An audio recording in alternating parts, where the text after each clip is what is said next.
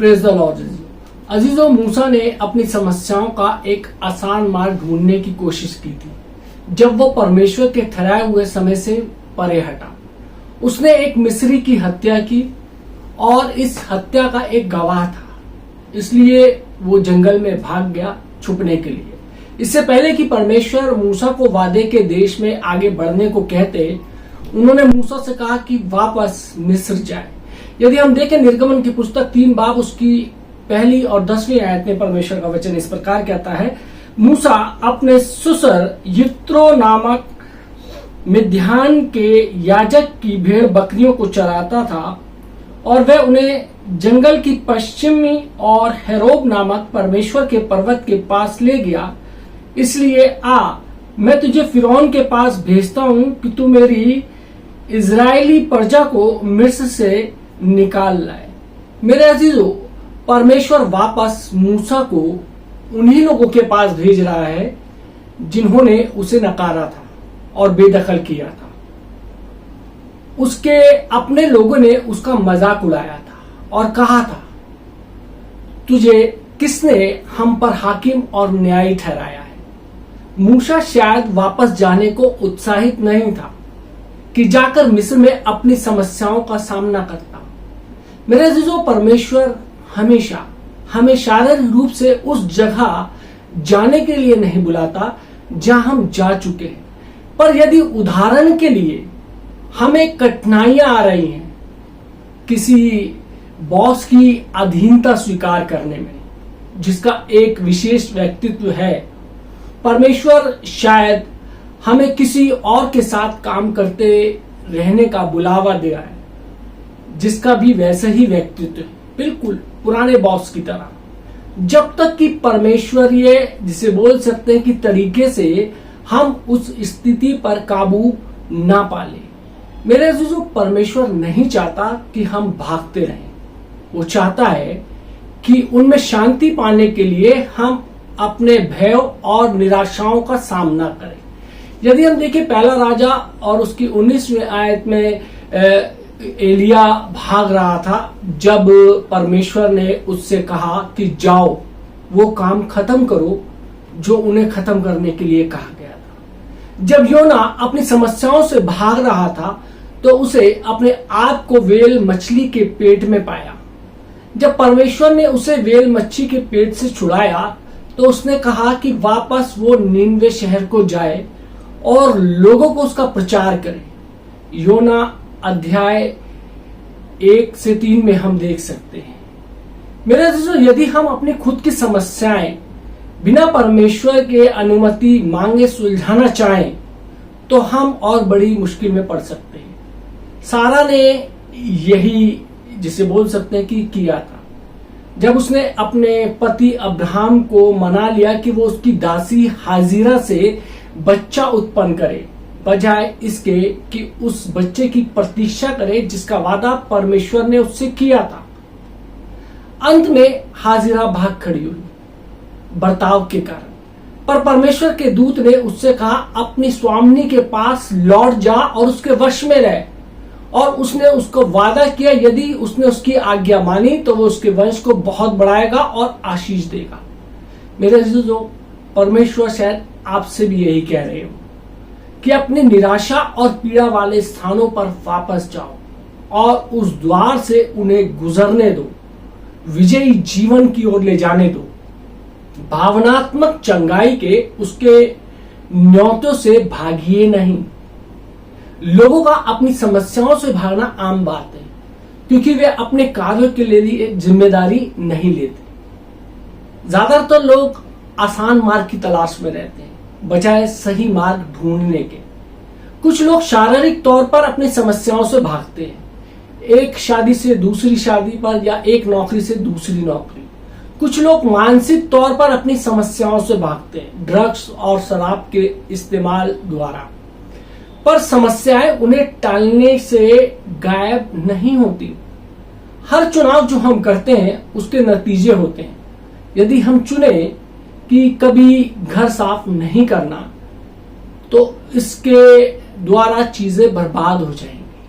अगर हम चुने कि हमें राशन के दुकान नहीं जाना तो कभी ना कभी हमारे पास खाने को कुछ नहीं बचेगा। समस्या यही है, हम गलत चुनाव करते हैं और सही नतीजे पाना चाहते हैं, पर यह बात काम नहीं करती। यदि हम देखें गलातियों 6 बाब उसकी 7वीं और 8वीं आयत में परमेश्वर का वचन कहता है, धोखा ना खाओ, परमेश्वर ठट्टों में नहीं उड़ाया जाता, क्योंकि मनुष्य जो कुछ बोता है वही काटेगा। क्योंकि जो अपने शरीर के लिए बोता है वो शरीर के द्वारा विनाश की कटनी काटेगा, और जो आत्मा के लिए बोता है वो आत्मा के द्वारा अनंत जीवन की कटनी काटेगा।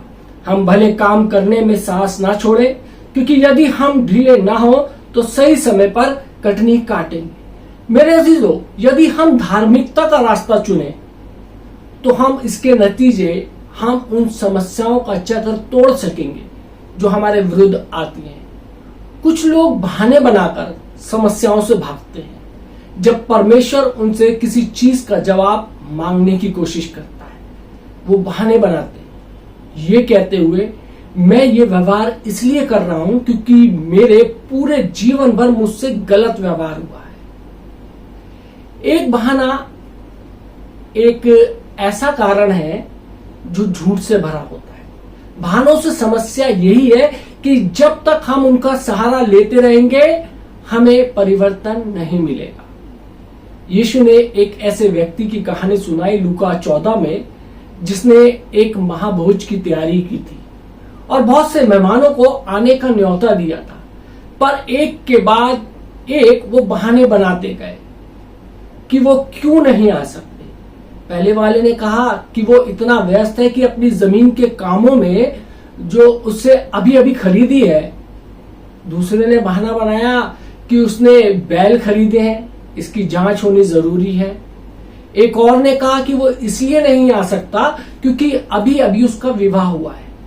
इसलिए उस व्यक्ति ने सभी गरीब, अपाहिजों, अंधों और लूले लंगड़ों लोगों को जो सड़क पे थे बुला लिया और अपना घर ऐसे लोगों से भर दिया जो आशीष पाने को राजी थे।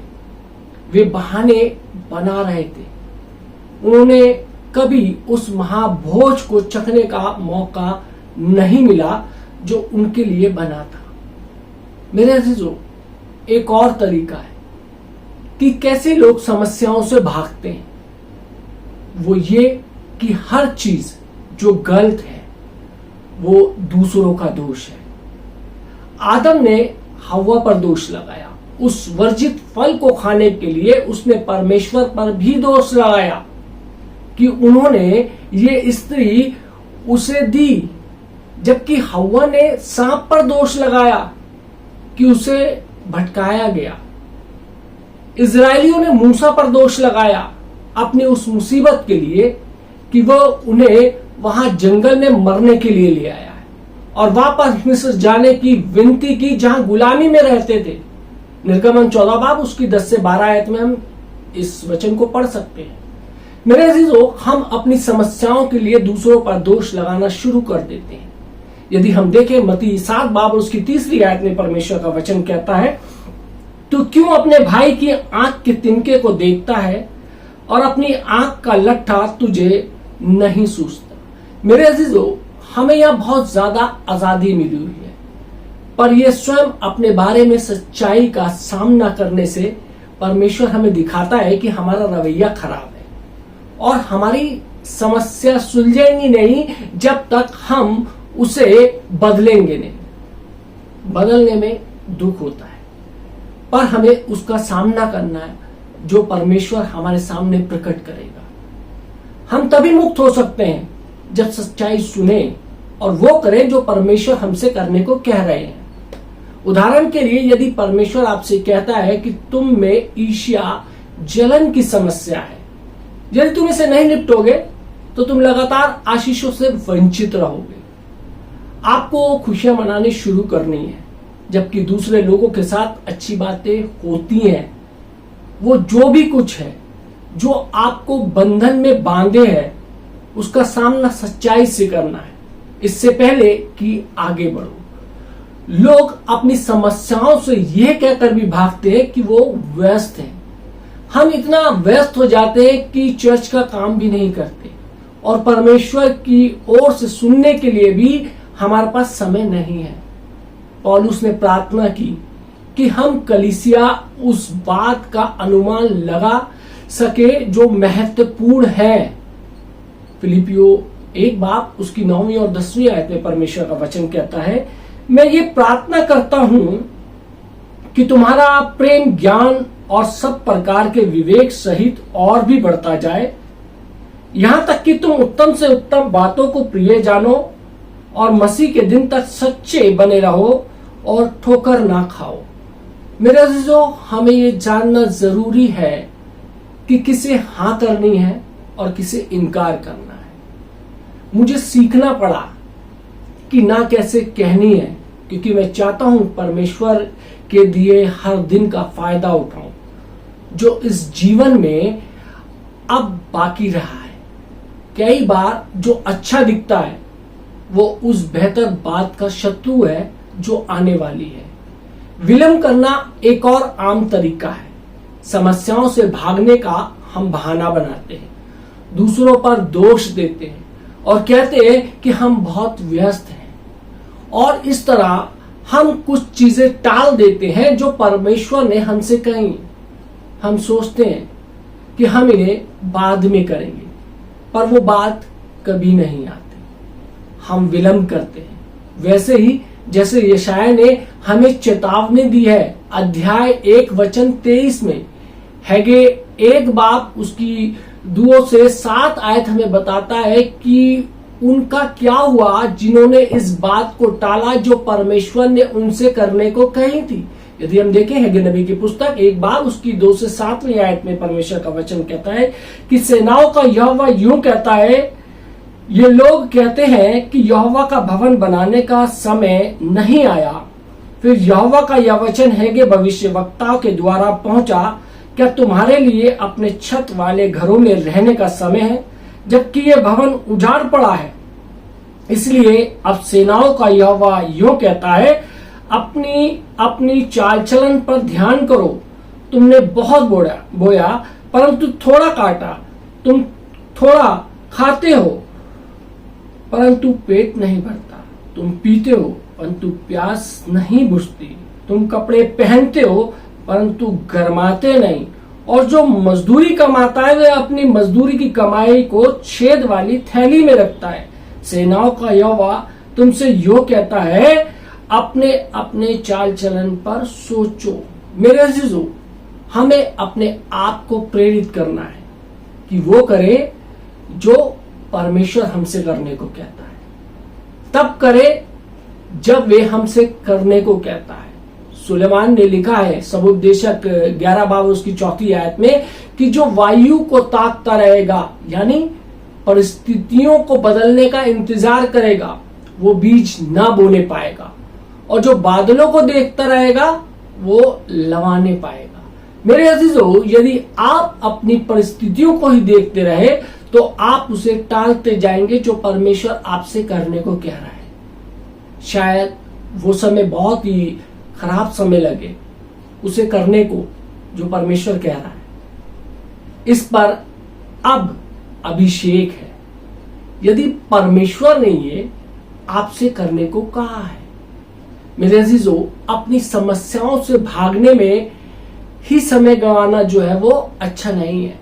हमें जरूरत है कि हम थोड़ा रुकें, पता लगाएं जो महत्वपूर्ण है, अपने कामों की जिम्मेदारियां ले, और अगर जरूरत हो तो बस ये कहें कि मैं गलत था, मुझे क्षमा कर दे। विलंब को परमेश्वर की आशीष हमसे छीनने ना दे। यदि आप अपना आनंद लेना चाहते हैं जो उत्तमता परमेश्वर ने हमारे जीवनों के लिए रखी है, हमें बहाने बनाना बंद करना है, दूसरों पर दोष लगाना बंद करना है, ज्यादा व्यस्त रहना बंद करना है, ताकि वो कर सके जो परमेश्वर करने को कहता है।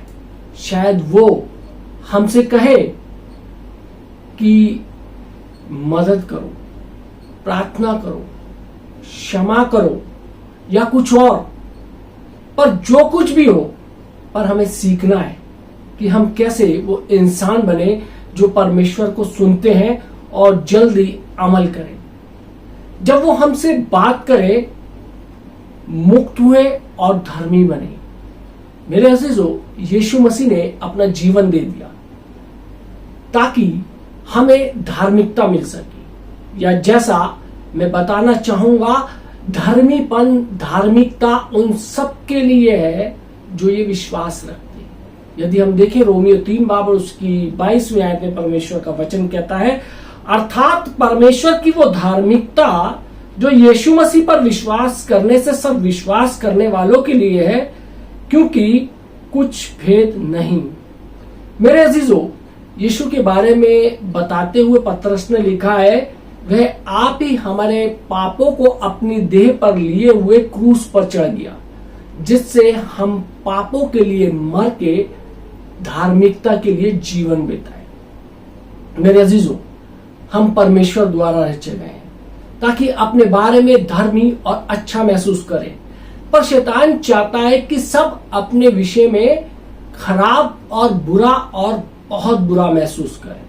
वो चाहता है कि हम शर्म, दोष और दंडित महसूस करें, क्योंकि संसार में पाप का अस्तित्व है और ये पाप के स्वभाव हमें मानव की गिरावट के कारण मिलता है।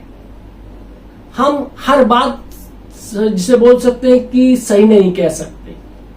शैतान के लालच का प्रतिरोध करने और बजाय लगातार विजयी रहने के हमेशा लगातार ग्लानि महसूस करने के लिए हमें परमेश्वर के वचन की सत्यता जाननी चाहिए।